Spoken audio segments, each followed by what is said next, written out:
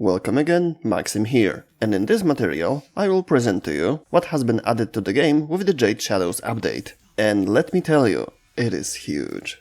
A new story quest, after which you will have access to a new Warframe, Jade, but also new game mode, new weapons, and a currently ongoing event.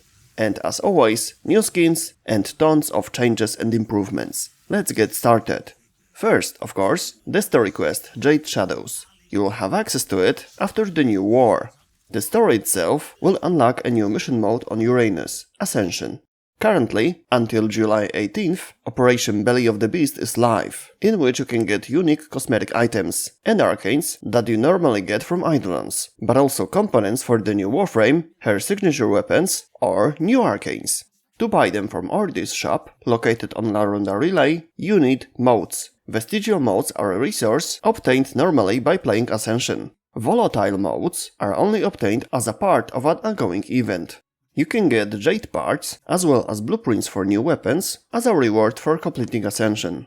The mission is to transport the capsule upwards in an elevator. You do that by throwing containers at the capsule. Additionally, the Sisters' beacons will be located in the elevator shaft. They make special sound. After finding 3, Sister of Parvos will appear at the top of the elevator. Defeated Sister drop one of the newest arcanes. You will get from 11 to 13 Vestigial modes on normal mode and 16 to 18 on Steel Path. Volatile modes 4 to 6 on normal mode, 8 to 10 on the Steel Path. Plus, Defeated Sister will drop 1 to 3 on normal mode and 2 to 4 on Steel Path. Part of Ordi's event offer will be available only when the entire community reaches certain threshold. This update also introduces a new type of Eximus, Jade. They will create spheres that will try to stay above the player and attack them with a laser beam. These spheres can be shot down. Changes to the basic mob statistics and their scaling. The 13 health types that existed in the game until now have been simplified to just health. Before, each type of health had its own statistics, vulnerabilities and resistances. Now health is just health, with always identical properties. The 2 existing shield types have also been unified into just shield, and the 3 armor types are now simply armor. This change is intended to simplify an overly complicated system that, in retrospect, was never well described in the game, only on the Warframe wiki or in guides on YouTube. This resulted in players simply relying on several types of statuses, choosing convenience and choosing universality of the build, preferring it over efficiency. Thanks to this change, you will be able to create more effective builds targeted at the given faction, as each faction, as a whole, will be susceptible to specific statuses. In addition, on the star chart, when you hover over a specific mission, you will see hints about what statuses will be more or less effective on that mission. In Codex, information about vulnerabilities and resistances is also more visible. The armor reduction mechanics will also be more effective. So far, incompletely stripping the enemy's armor didn't change much. Example: Grenier Heavy Gunner, level 200. Unit with 97% damage reduction, provided by their armor. Applying 10 stacks of corrosive damage reduced its armor by 80%. But the damage reduction only dropped to 87.8%, which is less than 10% difference. This is still a colossal value. From now on, the armor on the enemies scales differently. Minimum and maximum armor values on the enemies has been set, ranging from 200 to 2700. And stripping armor will now reward the player more. Eximus armor will not scale at all, it will be a fixed value. However, the life of the opponents is adapted to this new approach, so as not to overdo it in the other way and turn mobs into jellies. From now on, enemies on the Steel Path do not have additional armor. The effectiveness of players' armor remains unchanged. At the same time, minor changes also took place in the Corpus faction. Due to the fact that Corpus are easier to kill, the shield recharge delays has been changed.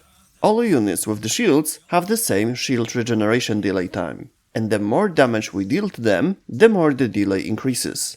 Low-level players will not have much problems with low-level opponents, because only when the opponent's level increases, the shields will scale faster and will need better approach. so magnetic damage will be much more important. More on that in a moment. Enemy shields on the steel path will now have multiplier of times 2.5 instead of times 6.25. Such a large shield multiplier was never intended. In addition to changes to the base stats, vulnerabilities and resistances, there have been some improvements to the statuses that are less frequently selected by players, to make them more popular. Cold damage after applying a maximum of 10 stacks, previously it was 9, freezes the opponent completely for 3 seconds and does not regenerate shields. Also applies doubled critical damage, but not every enemy in the game can be completely frozen. Gas status is much more visible now. Magnetic damage, on the other hand, will cause decreased shields regeneration of enemies and will also deal increased damage to nullifier bubbles. Enemies with magnetic status applied will be shocked with an electric charge when their shields are depleted. The more stacks, the bigger damage from the shock. Blast damage. Instead of reduced accuracy, explosions will be generated on opponents, and even bigger explosion will occur on the maximum number of stacks of this status, with a power depending on how much damage we dealt by applying these statuses. Reworks and changes in Warframes. Frost is more focused on applying cold statuses. They last longer, and applying them to enemies provides him with additional armor. Frost AoE now scales with range. The snow globe no longer blocks players' projectiles from the outside. In addition, it regularly applies cold statuses to enemies, especially when it breaks. And when the globe's health drops below 30%, cracks will be visible on it. The petrification mechanics of Atlas are improved. Gauss and Baroque skills were mainly adapted to the new status functionalities. And last but not least, Ember. Her skills cost less and are more efficient. The first skill just needs to be tapped, not hold to charge anymore, and it always applies the fire status. In the lower right corner of the screen, you will be able to monitor the status of her passive skill, and you will be able to create an overguard with one of her augments. Speaking of augments, the basic syndicates offer includes 4 new ones for Protea, Dagath, Corvex, and Sevagath. In addition, each of these syndicates offers 1 new simulacrum room for 10,000 standing points each, and they can be traded. New cosmetics. Yareli has a deluxe skin. On the market you will also find a Stalker Landing Craft skin. There are also new Tenogens. And speaking of skins, 2 more operator skins are now available to apply on the Drifter. You will find some visual improvements in the market itself. Other changes and news. To people who didn't like to constantly click to shoot with non-automatic weapons, something has appeared that will interest you. In the options, you can enable automatic firing of weapons which previously had to be clicked constantly. New mods that increase damage and status damage, available from the new mob found on Ascension. Predicides and Vulpophilas have new resistances related to mutagens to fit the new base stat systems. Changes on Duviri. New decrease. In the Undercroft missions rotation, you will now find Alchemy, and when entering portals on Duviri, you will receive Pathos Clamps as an additional reward, 1 on normal mode, 3 on the Seal Path. Archimedia and Netracels now grant Cavia Syndicate standing points upon completing. 1 Netracel gives you 5000 points, and completing the 3rd Archimedia mission, no matter on what conditions, gives you 15,000. These are points beyond the daily limit. Stalker items now have different drop chances, and the Wolf from Saturn VI now has a 100% chance of dropping Wolf Sledge part after defeating. In addition, a huge number of improvements and visual fixes have been added for beginners, both in quests and normal gameplay. However, there are also some improvements for everyone, such as the ability to change equipment in the Star Chart screen. You can also change mods there. The modding screen have also some visual, functional and descriptive improvements. HUD now has better scaling, and the displayed damage values are distributed differently depending on how far you are from the target.